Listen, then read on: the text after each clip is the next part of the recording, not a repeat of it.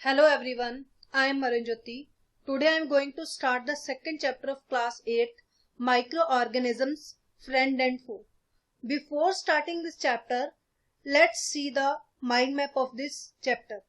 This mind map represents the overview of the chapter. So everyone should draw this mind map in your notebook. Now let's see the main objective of this chapter. These are the some objectives of the chapter.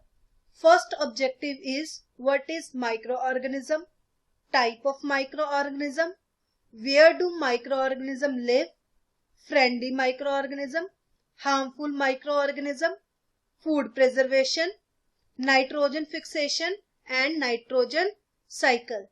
These objectives we can be learned one by one in detail. Now let's proceed to the chapter.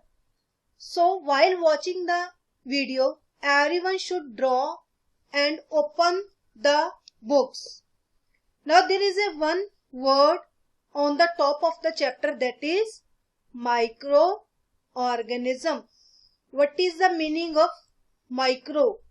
So meaning of micro is small or too small. Organisms mean living things. So what is the meaning of microorganism? The living things, they are very small in size.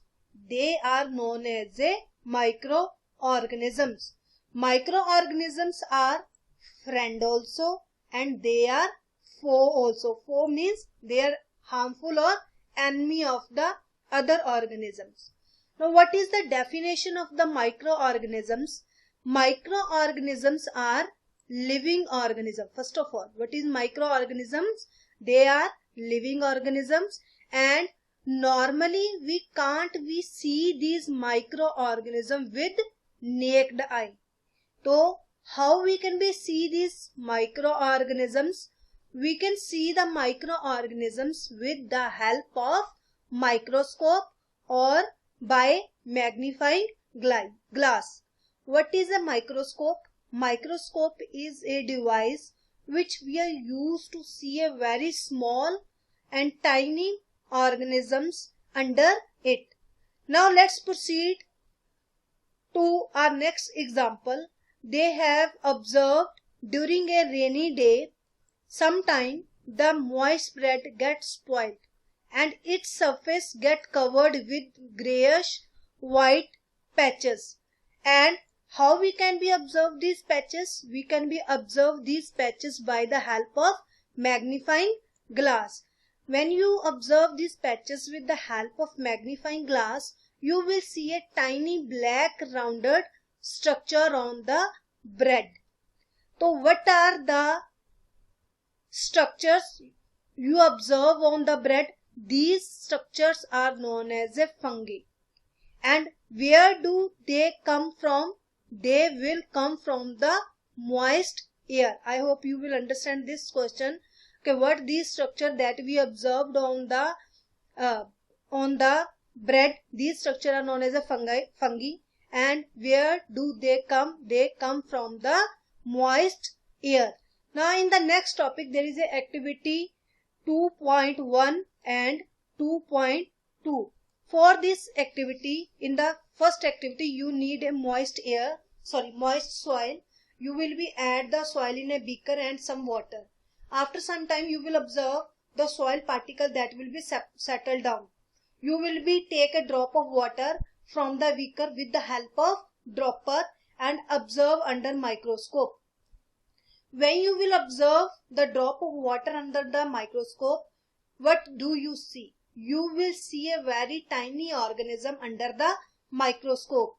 From this activity, you will learn that water and soil also having a tiny microorganisms, and these microorganisms we can only observe under the microscope. Same way, in the second activity, you will observe the water from a pond. What you will observe in the water, few drops of the water, you will observe the tiny microorganisms that you will observe. From this activity we will understand water and soil also full of tiny microorganisms. Now on the basis of microorganism, we have four type of microorganisms. First one is bacteria, second one is fungi, third one is protozoa, and fourth one is algae. So we will discuss all these microorganism in detail. Firstly, we will be discuss about bacteria. What is a bacteria? These are the single celled organism with a rigid wall cell. They can only seen under the microscope, and the image of this microorganism enlarge from 100 to 1000 times. So this is the first bacteria, this is the second bacteria. This bacteria is known as a spiral bacteria because from the shape we can be understand this bacteria looks like a rod like shape. So this is known as a rod shaped bacteria. Second one, we will be discuss about fungi. What is a fungi? These are the non-green plant and hence cannot make their food on. They either live on parasite and they also take the nutrition from the host organism. There are the some example of the fungi, that is bread mold, penicillin, asparagus. All the fungi, these are example of fungi, and fungi is known as a multicellular organism. So what is a multicellular? Who's having more than one or two cells. So that is known as a multicellular. Now next we will be discuss about algae. What is a algae? Third one we will be discuss about algae. These are the simple plant like structure and which are usually aquatic in nature. We are talking about these. So they contain a cell wall and chlorophyll and can make their own food by the process of photosynthesis, and mostly algae are under the category of unicellular or multicellular. There are the some example of algae. You can be see and draw these diagram on the notebook also. So last one microorganism, that is protozoa. So what is a protozoa? First of all, protozoa is generally unicellular organism. Everyone keep in mind what is unicellular, the organism which having only single cell. So protozoa is under the category of unicellular organisms. Some of them live independently while other live as parasite. Many of parasitic protozoa cause disease in plant, domestic animal and human beings. There are the some example of protozoa, that is amoeba and paramecium. They both are unicellular. The next we will be discuss one more type of microorganism, that is virus. How virus are different from other microbes. Now from this paragraph you have a one question. How virus are different from other microbes? First of all, virus are microscopic organism. What they are different from other microbes? Because they reproduce only inside the cell of the host organism, which may be a bacteria, plant or animal. So that's why they are different from other microorganism. There are the some examples of virus. See beta, there are the two examples of the virus. So this part of the virus is known as a head. The other part of the virus is known as a tail. So in the head part, what they contain? They contain DNA. So when the virus attack on the body, only DNA enter in the body and they multiplied by several viruses. Now these days you can be see the COVID-19 virus, they spread by the physical contact also. Now some common disease like cold, flu and most of cough is caused by the virus. Now serious disease like polio and chicken pox are also caused by the virus. Disease like dysentery, malaria are caused by protozoa, where typhoid and tuberculosis, that is known as a TB, also are the bacterial disease. I hope everyone understand types of the microorganism. We have 5 types of microorganism, that is bacteria, fungi, protozoa, algae, and one more, that is a virus. Now next we will be discuss where do microorganisms live. The microorganisms live in all type of environment ranging from ice cold climate to hot spring and desert to marshy land. They also found inside the body of animals including humans. Now we also need home to live. Similarly, the microorganism also need to live certain type of environment. These environment like ice cold climate, hot spring, desert, and marshy land. What is a marshy land? The land which are generally, the ground which are generally covered with the water. I hope everyone understand where do the microorganisms live. Now next is microorganisms and us. The microorganisms, they play very important role in our life. Some are beneficial and some are harmful and they cause disease. Let's study about them in detail. Firstly, we will discuss friendly microorganisms. Some microorganisms are friendly in nature. They used in preparation of curd, bread, and cake. They also used in the cleaning up the environment.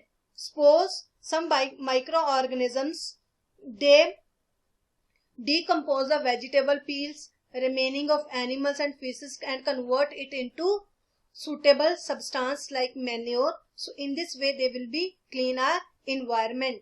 Then they are also used in the increase the fertility of the soil by the process of nitrogen fixation, and these microorganisms are also known as a farmer friend. So these things we will be discussed in detail.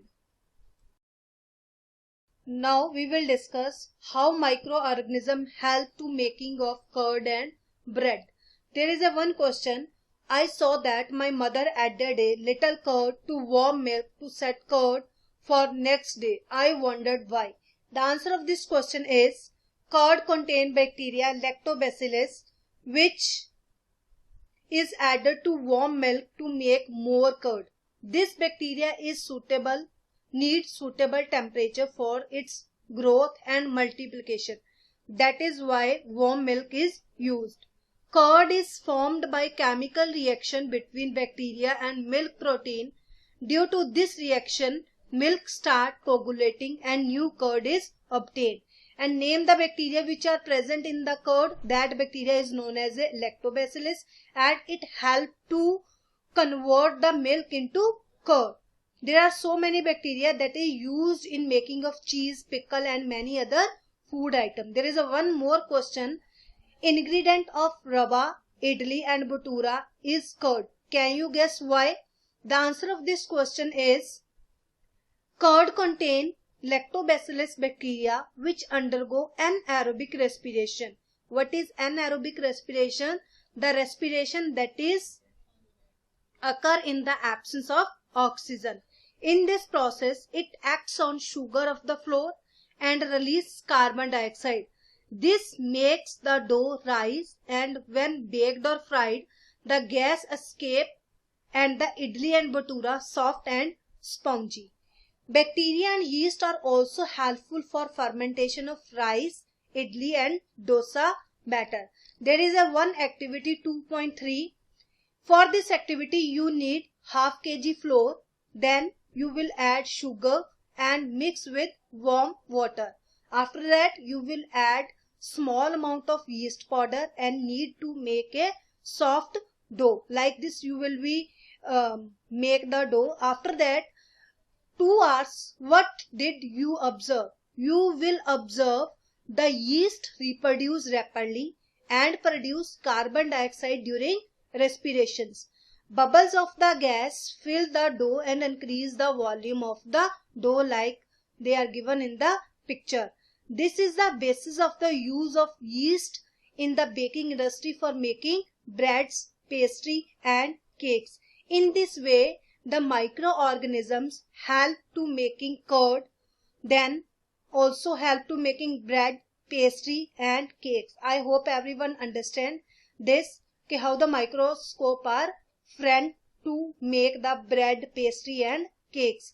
In this chapter, we will learn microorganisms. They are not visible with the naked eye. After that, we discuss the types of the microorganism like bacteria, fungi, protozoa, virus and algae.